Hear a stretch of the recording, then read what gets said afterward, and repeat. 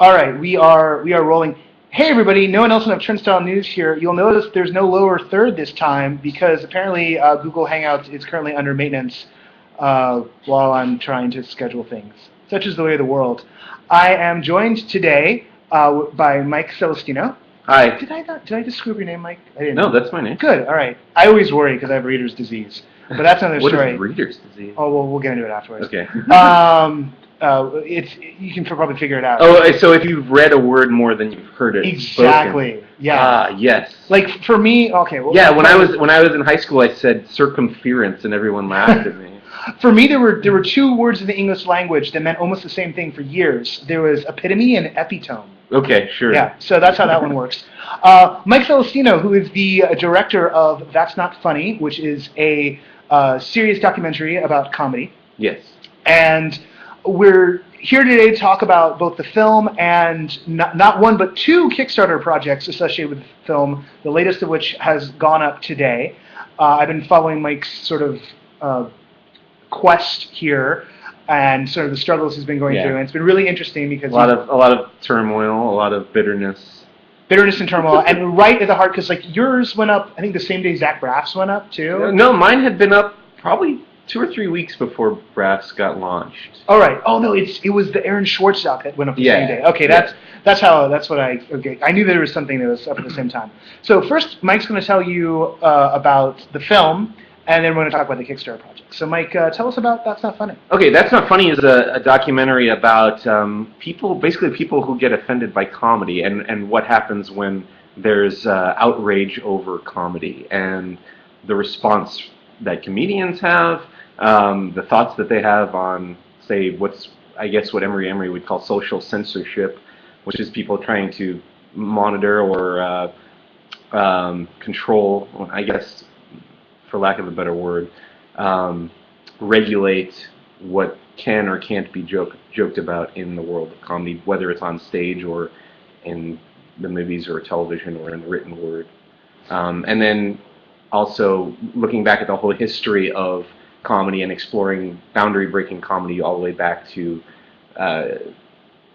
vaudeville, the Marx Brothers, Charlie Chaplin, and then bringing us up through Lenny Bruce, George Carlin, Richard Pryor, guys like that. I mean, I'm always fascinated by this topic because part of comedy is breaking boundaries, but also part of it's playing with them, like having a wall to bounce off of. So if without a boundary, right, there's nothing to play with. So like you see someone just like kind of barrel through it like they're the juggernaut.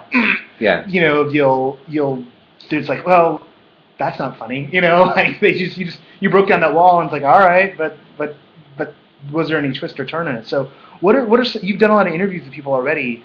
What's sort of the consensus? Is everyone sort of like in the comedy world sort of really like, no, like there can't be no boundaries, we must be free to do whatever, or are people really kind of conscious of, well, you know, you're playing with fire sometimes intentionally?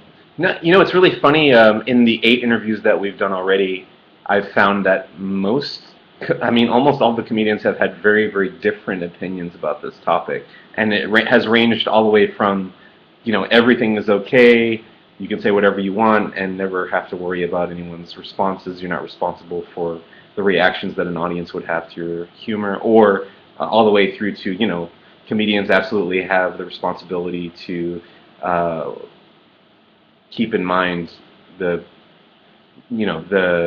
mentality of the audience and the responses that the audience might have as far as sensitivities to certain material or past traumas in an audience member's life that might make them more or less receptive to certain material. I'm kind of surprised that a comic would have that mentality. Like, yeah, I was too. I was too. But I think that's the really interesting thing about this topic is when I first entered into it, I thought it was kind of a black or white kind of thing, but it's actually very, very nuanced as far as the discussion goes, and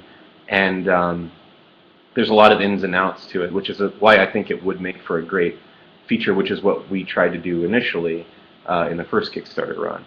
That's a great segue. So your first run, you were aiming to raise $50K and to pop out a full-length documentary feature. Yeah.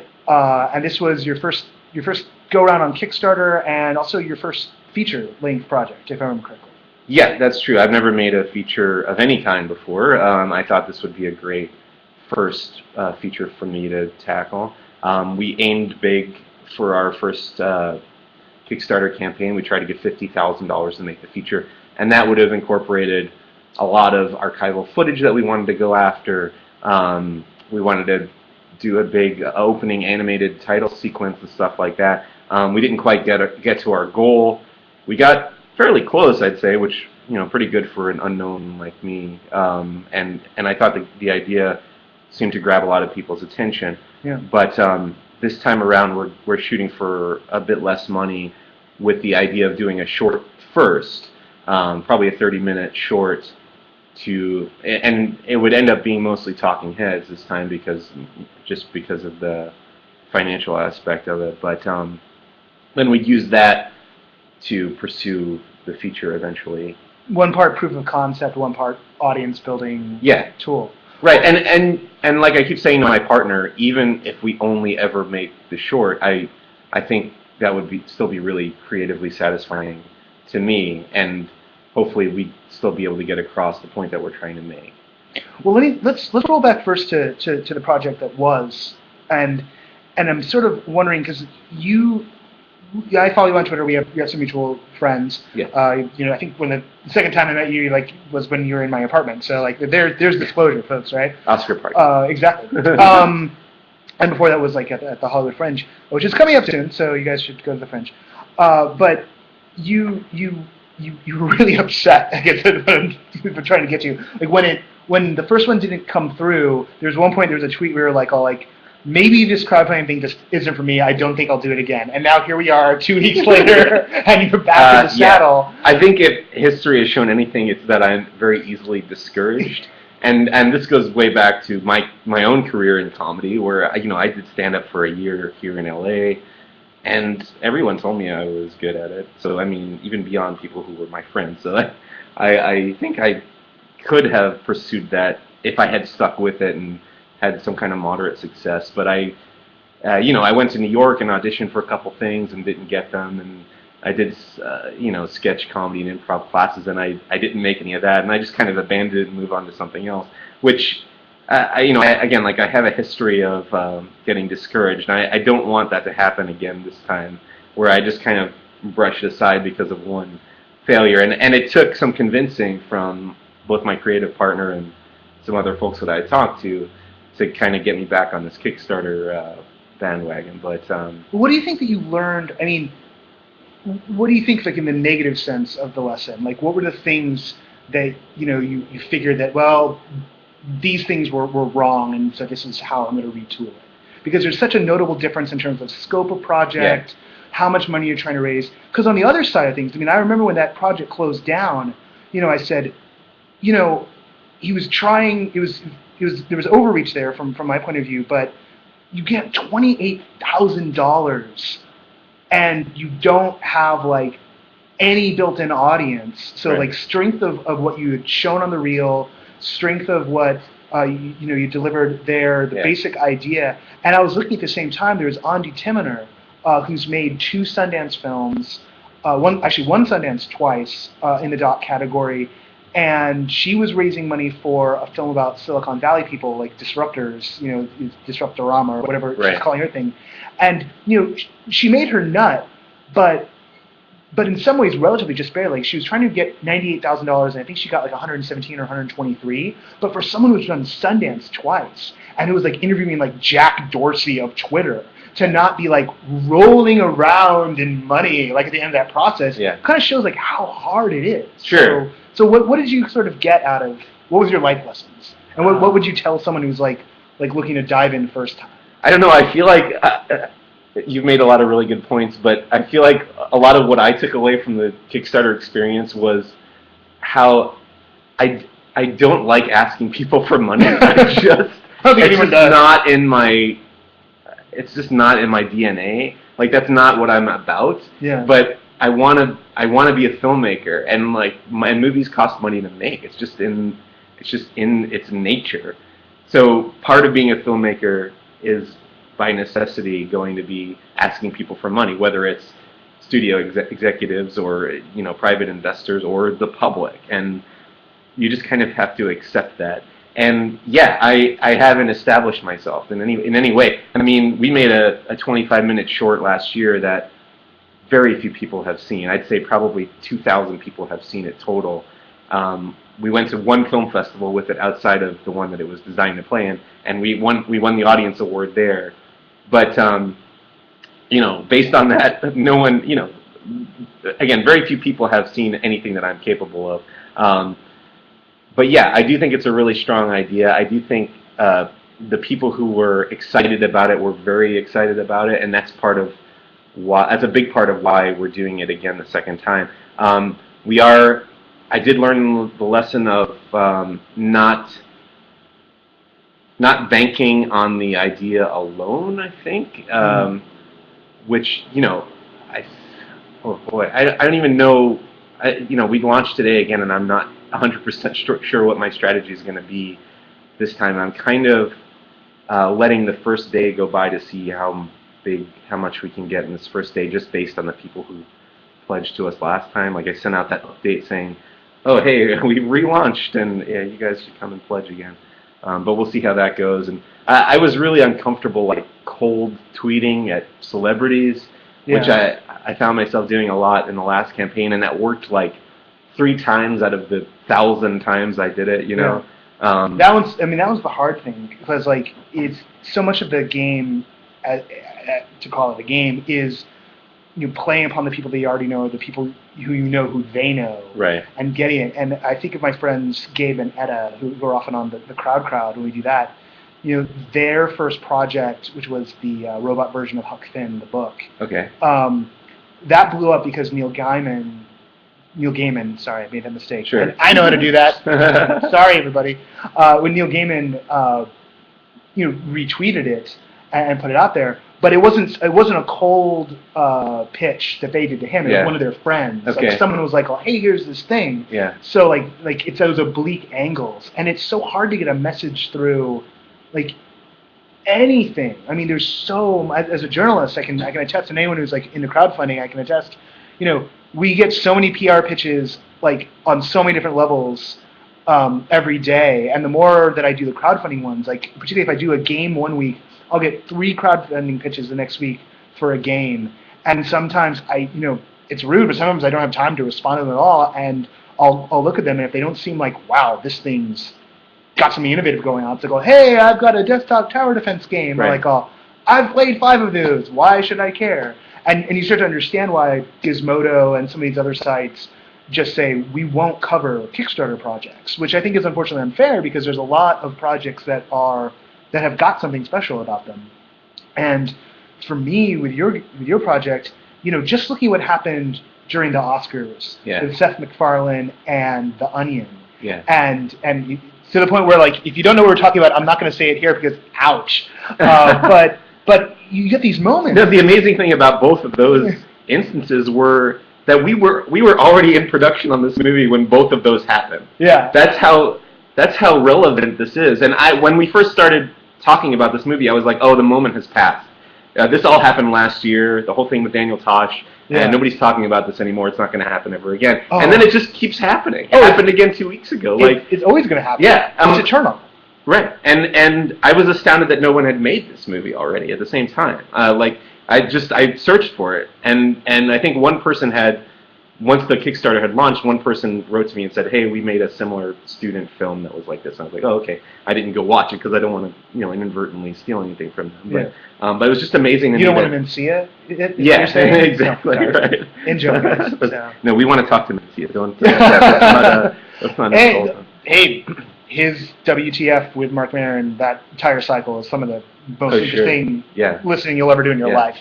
I said to somebody last year that if the world was going to end and I just wanted to seal, if every person got to seal like one piece of media that represented humanity to them, for future species or whatever to discover, that I would pick the entirety of Mark Maron's WTF podcast. Like, to me, that's just the entire mentality of the human race. To screw with aliens, I would edit out all the interviews and just have the Mark alone part. They would just be like, I'm glad they died.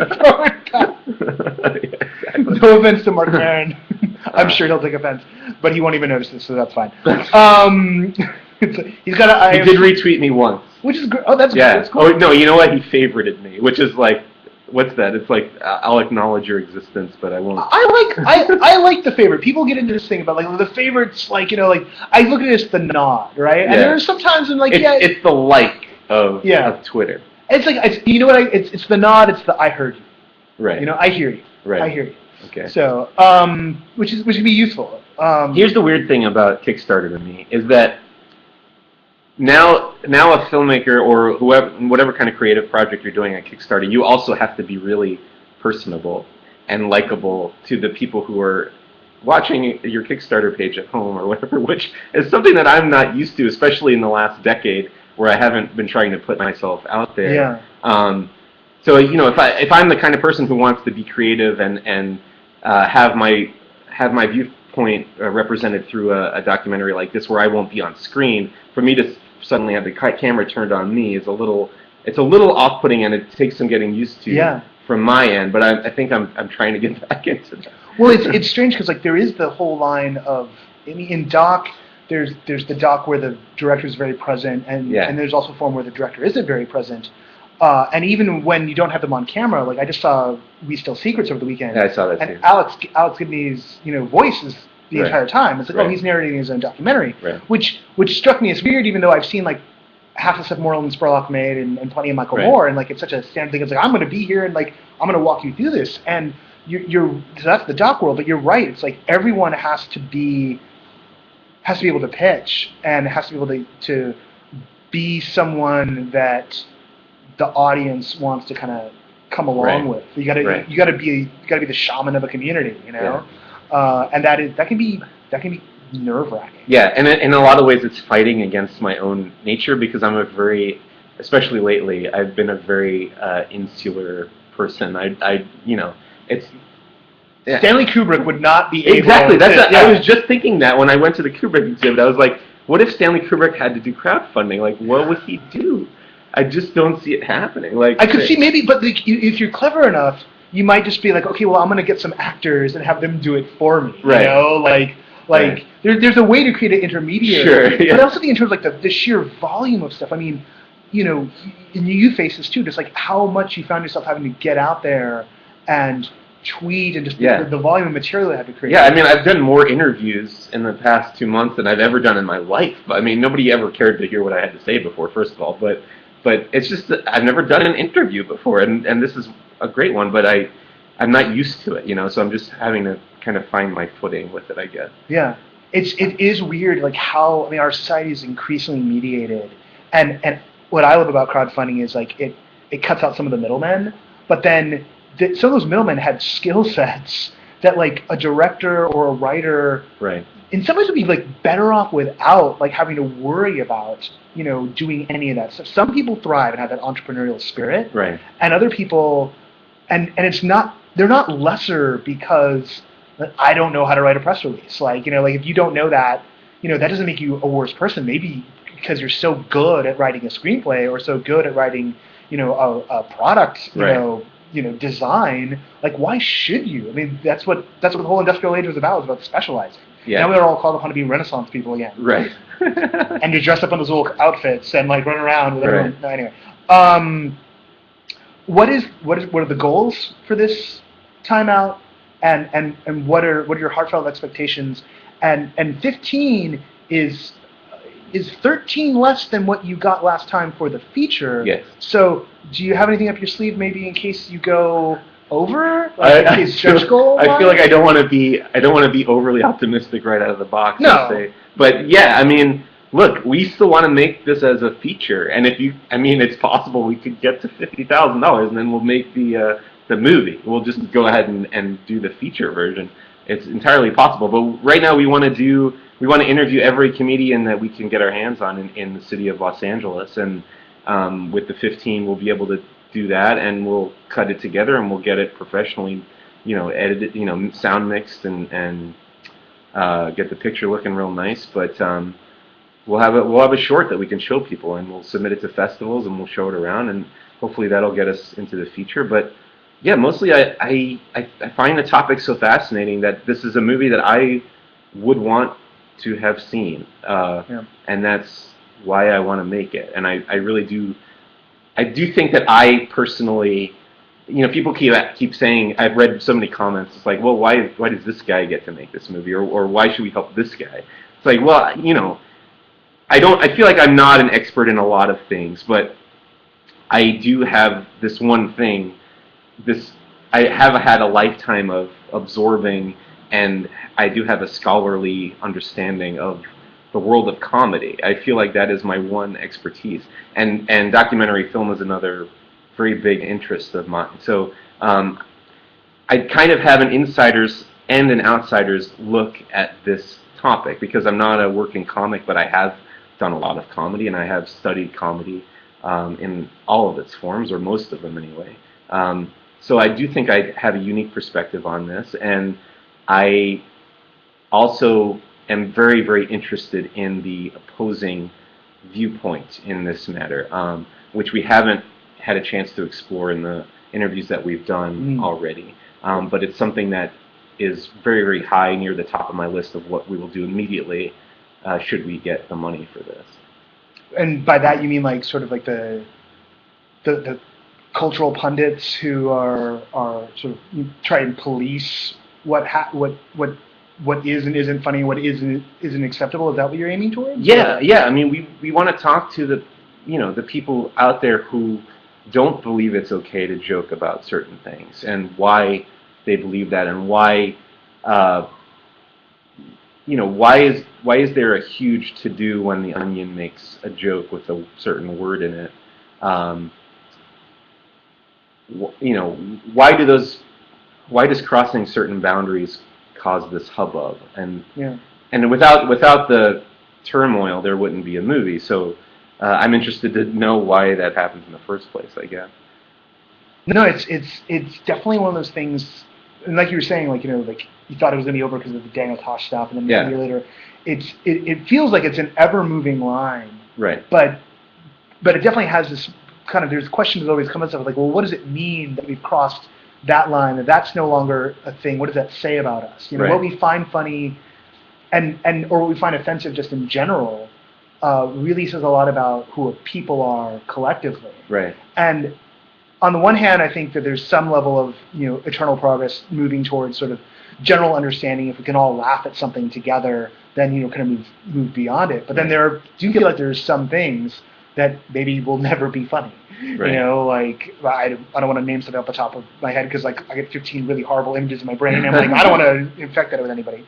But it's something I think that we'll sort of always have at the edges of, well, not even the edges, like in some ways at the heart of our culture, of any culture. Yeah. And we put together a 10-minute chunk of all raw footage from all the 8 interviews that we've done. That was part of the new campaign, and that's up now on our Kickstarter. But in Emery's part of those interviews, he says that we've always had these taboo. There's always been a barrier where if you step past that, you're going to get into some kind of trouble, and he thinks that has something to do with human nature and our survival instinct or whatever. But it's a really interesting topic that I would love to explore further.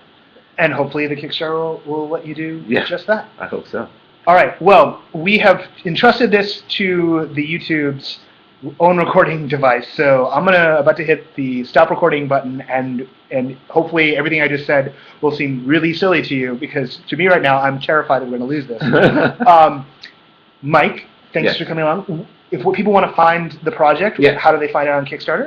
Go to Kickstarter.com and type in "That's Not Funny" in the search bar. All right. And they're looking to raise 15 in a month, right? Yes. 15 in 30 days, about 15 to 19% of all the way through already on day one, which is a really great sign. And hopefully we'll get to check in with Mike again at the end of the process. So until next time, this is no one else over Turnstyle News. The Crowd will be back on Thursday at our regularly scheduled time. Yes, because YouTube's having maintenance at our non-regularly scheduled time, but you don't need to know about that. That's just me talking extemporaneously. I will see you in the not-too-distant future. Oh, please let this work.